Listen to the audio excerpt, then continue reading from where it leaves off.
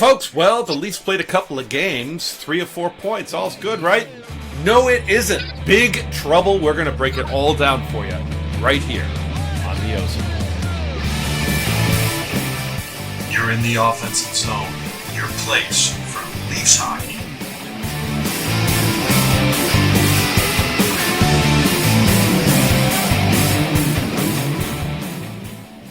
Hey, folks, welcome to the OZone. That's Coach. That's Katie, and I'm the Diva. We're here to talk all things Leafs. Remember, folks, hit subscribe, ring the bell, never missing any content. Share, like the video. Helps spread the audience. And leave us a comment. That helps us get better. Okay, the Leafs played a couple of games. Buffalo and the Islanders got 3 or 4 points. That's pretty good. They're doing it kind of in a weird way. They're not giving up a lot of points. I guess they scored a lot against Buffalo. But mostly that's pretty tightly checked games. Forwards are coming back. Good team defense.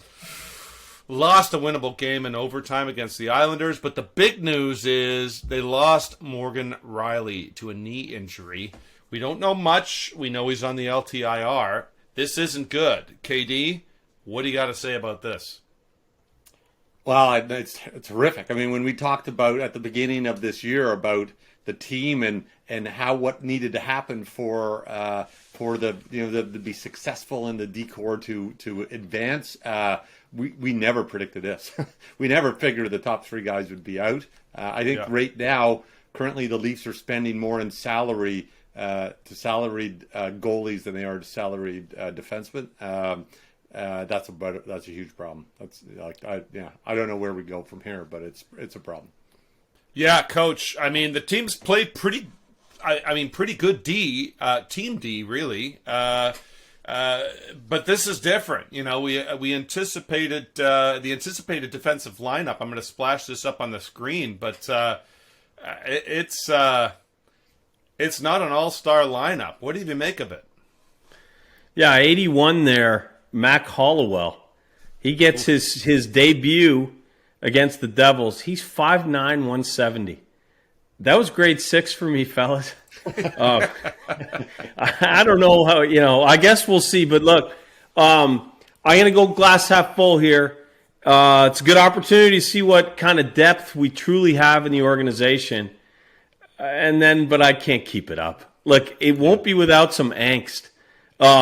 I don't know if you guys recall, just last night as this was happening, Reilly gets hurt. We were texting back and forth. Here's a few of the texts that I sent. Here's one. Hey, oldest skater in the league is now far and away our best D. Giordano, almost 40. How are we going to control his minutes? Yeah. He's our best D right now. And then, this one isn't about the D as much as it is that turnover that cost us a point. Maybe 2, I guess.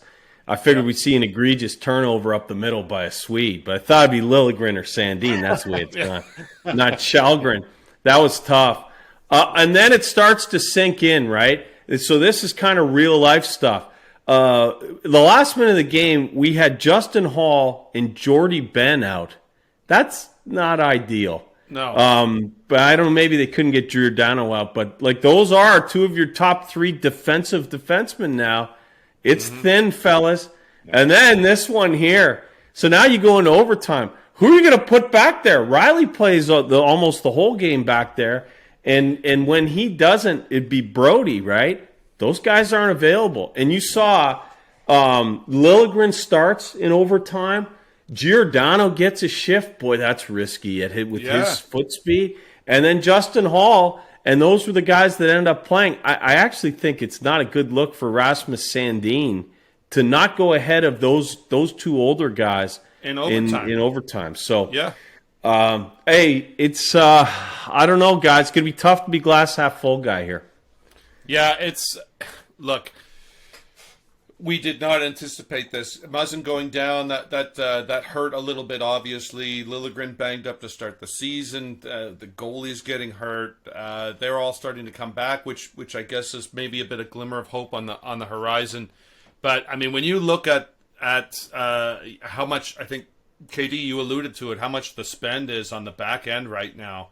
in terms of cap money. It's minuscule. The Leafs have, I think, 4 players that make more money than what the D is currently costing. Okay, so maybe let's look at this. I think a few pods ago we talked about how there isn't likely going to be a major move. The Leafs were still performing. The depth was coming in. The goalies were coming back. And we knew Muzzin wasn't going to be reevaluated until sort of pre-trade deadline time. And that sort of seemed like a sweet spot for maybe making an assessment. Do you have to be a little bit more desperate now? Do you have to sort of say, well, listen, he's not going to play for that much time. We'll deal with it then. We need to spend that money now. Katie, what do you think? Is there a move that is going to be out there to help solidify this back end? To be honest, I don't think there's going to be a move that really makes them a lot better in the short term. You know, people know they're scrambling. I don't think a lot of teams are ready to give up on talent and stuff just yet.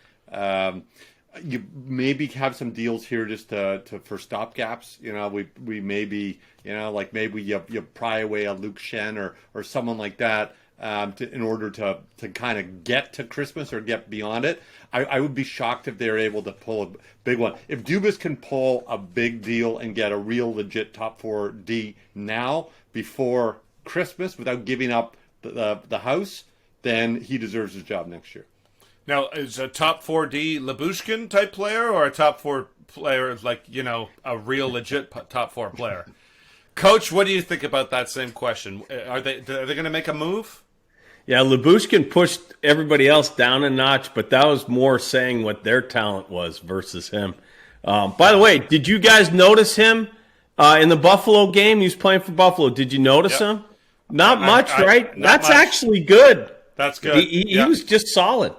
So I kind of miss him. I miss him. Plus his name was Ilya, and you know I like the Ilyas. You sure do. So do they need to make a move? No. Do I think they're going to make a move? I wouldn't. And at the risk of being, you guys ever seen that thing with the dog? He's sitting there with his coffee cup, the whole room's on fire, and he's like, yeah, this is fine. I'm going to be that guy right now. For 2 reasons I wouldn't make a move. Okay, one, Kev, you alluded to it. Everybody, except for the real bottom feeders, is still in it.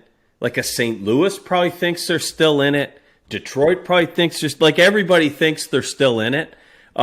So it's harder to pry good top 4 guys away from teams when they think they're still in it. You know, Elliot Friedman talks about U.S. Thanksgiving, which, by the way, is this week. For you guys, it's Thursday. Here, it's a big deal. So that's sort of you're in, you're out. I think over the next 30 days, it becomes clear you're in, you're out, and then those teams are, all right, let's look to rebuild. What kind of pieces can we get? Maybe the price comes down.